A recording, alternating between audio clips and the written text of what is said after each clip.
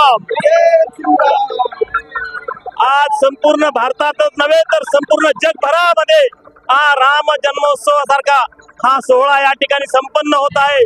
म्हणजे मोदी सरकारने दिलेला शब्द या ठिकाणी पूर्ण केलेला आहे।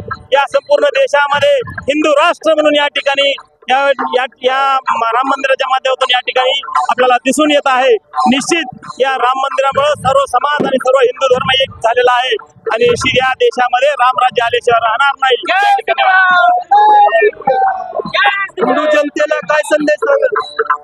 हिंदू जनतेला एकच संदेश आहे की आपण हे भारत हे हिंदू राष्ट्र झालं पाहिजे। जगामध्ये फक्त नेपाळ एक हिंदू राष्ट्र होतं, आता भारत हा हिंदू राष्ट्र म्हणून या ठिकाणी ओळखला जाईल। त्यामुळे या हिंदूसाठी एक गौरवाची आणि अभिमानाची गोष्ट आहे।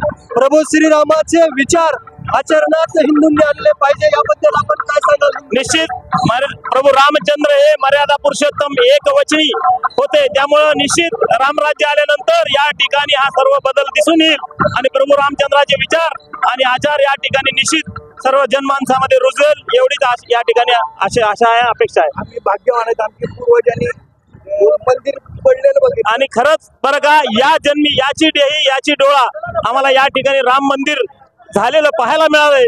याच्यापेक्षा मोठा आनंद कोणताच नाही, कारण अनेक पिढ्या या ठिकाणी राम मंदिर पाहण्यासाठी जे आपलं बलिदान दिलंय, परंतु त्यांना नाही ते भाग्य प्राप्त झालं। आम्हाला या ठिकाणी खूप मोठा आनंद आणि सौभाग्य या ठिकाणी प्राप्त झालंय। जय श्रीराम। बीड़ शहर से राधा गोविंद मधुर भजन वाले कचरू घाट के आज भारत देश में राम प्रतिष्ठान महोत्सव सारे हिंदू मना रहे हैं।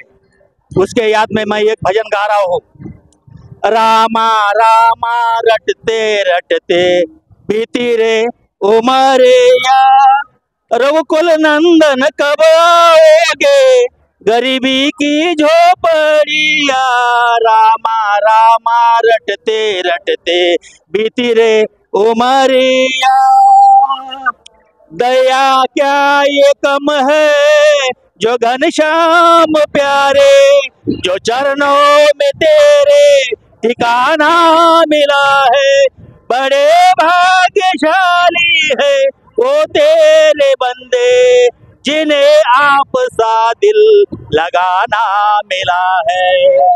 इशारों से किस्मत बदल देने वाले, मुरादों से दामन को भर देने वाले, तू है मेरा दाता मैं तेरा पुजारी, तू है मेरा स्वामी मैं तेरा भिखारी। गोपाल सहारा तेरा है, नंदलाल सहारा तेरा है, मेरा और सहारा कोई नहीं, मेरा और सहारा कोई नहीं।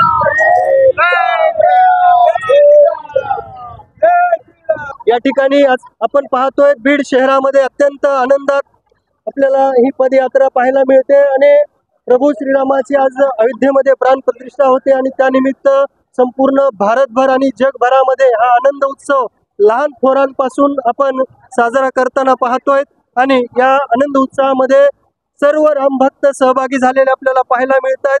काय प्रतिक्रिया आहेत आपल्या? जय श्रीराम। अत्यंत आनंदाचा क्षण आहे, अत्यंत भाग्यशाली क्षण आहे की या आयुष्यामध्ये याची देही याची डोळा आपल्याला प्रभू रामचंद्राच्या या प्राणप्रतिष्ठेचा सोहळा बघण्यासाठी आपण सगळेजण उत्सुक होतो आणि आपण नशीबवान आहोत की तो सोहळा आपण बघतोय। 500 वर्षाची ही तपश्चर्या आहे, 500 वर्षाची ही कारसेवकांची तपश्चर्या आहे, भारत भूमीतील प्रत्येक हिंदूची ही तपश्चर्या आहे आणि आज खरोखरच प्रत्येक हिंदू जनमानसाच्या मनामध्ये आनंद होतोय। आज आपण दिवाळी साजरा करतोय, आज आपण सण साजरा करतोय की अयोध्येमध्ये प्रभू श्रीरामांची प्राणप्रतिष्ठा होते आणि तो क्षण संपूर्ण भारतासाठी, महाराष्ट्रासाठी आणि आमच्या बीड शहरासाठी अत्यंत आनंदामध्ये आपण सर्वजण साजरा करतोय। मी या ठिकाणी महाराष्ट्र पुढारी चॅनलचे खरोखर आभार व्यक्त करतो की त्यांच्यामुळं आज हा सोहळा सगळ्या प्रेक्षकांना बघायला मिळतोय। कारण की आज आपण बघत आहात प्रत्येक लहानापासून ते थोरापर्यंत प्रत्येक जण आनंदामध्ये आहे आणि हा सोहळा आपल्या प्रत्येकाच्या यथाशक्तीनं प्रत्येकाच्या आपल्याला कसा आनंद साजरा करायचा आहे त्या पद्धतीने प्रत्येक जण करतोय। यामध्ये तरुण सहभागी आहेत, आमचे सर्व ज्येष्ठ नागरिक यामध्ये सहभागी आहेत आणि सर्वांनी मिळून हा सोहळा अत्यंत आनंदाचा केलेला आहे। मी सर्व भारत वर्षातील सर्वांना, या सर्व हिंदू समाजातील आमच्या बंधू भगिनींना या ठिकाणी शुभेच्छा देतो आणि परत एकदा म्हणतो, अशीच येणारी रामनवमी सुद्धा आपण साजरी करू। जय श्रीराम।